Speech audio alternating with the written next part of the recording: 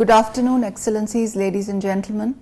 I feel deeply honored to join you virtually today at the 19th World Congress of Psychiatry in my capacity as co-chair of the WHO High-Level Commission on Non-Communicable Diseases. Right at the very outset, I would like to convey that our Commission strongly believes that mental health and NCDs are inextricably linked. They share common determinants and each predisposes to and exacerbates the other. We know that around 30% of those living with an NCD such as diabetes, for example, also have depression or anxiety, which often goes undetected and untreated, and this actually worsens the disease outcome. On the other hand, we also know that people with severe mental illness die 10 to 20 years earlier from non-communicable diseases such as cardiovascular disease, diabetes and unmanaged cancer. And this is mainly because of higher prevalence of NCD risks such as smoking, physical inactivity, unhealthy diet and harmful use of alcohol. This is clearly unacceptable and violates international conventions for the right to health. Evidence also shows that risk factors for NCDs are exacerbated by poor mental health because of the difficulties in emotional regulation, as a result of which people tend to use unhealthy coping mechanisms to deal with their emotions. People with poor mental health are also less likely to seek help and adhere poorly to treatment for NCDs. In fact, evidence shows that the odds of non-compliance are threefold.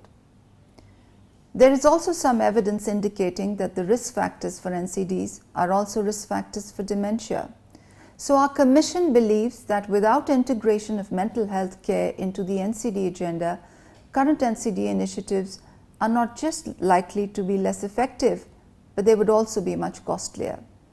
And it is for this reason that mental health has been a cross-cutting theme and a fully integrated issue across the work of our Commission. As a Commission, we made sure that a mental health stakeholder was invited to be part of the Commission, and other stakeholders were included in advisory groups which were organized during the process. Our Commission will be coming out with its report in October this year. The emphasis of the report is on making the global push in 2019 to include NCDs and mental health in the Universal Health Coverage Framework. As you may be aware, this year there will be a summit on universal health coverage on the sidelines of the United Nations General Assembly, which is truly an unprecedented opportunity to push and integrate both NCDs as well as mental health into the framework of UHC, which, as you know, is the central pillar of the third Sustainable Development Goal. The Commission report will emphasize that countries should prioritize universal health coverage benefit packages that will enable speedier progress to SDG 3.4. The report will also emphasize that the impact on human capital should be a criterion for inclusion.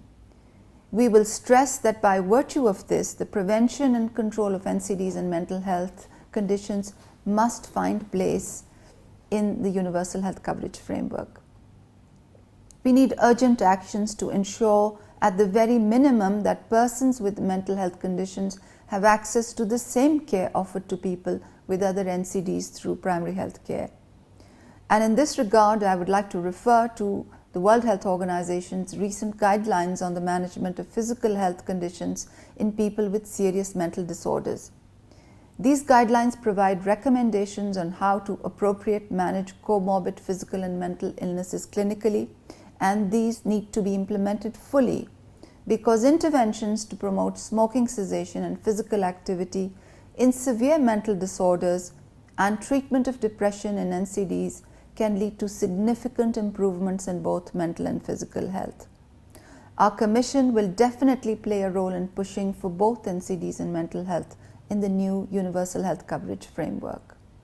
I wish you all a very successful conference.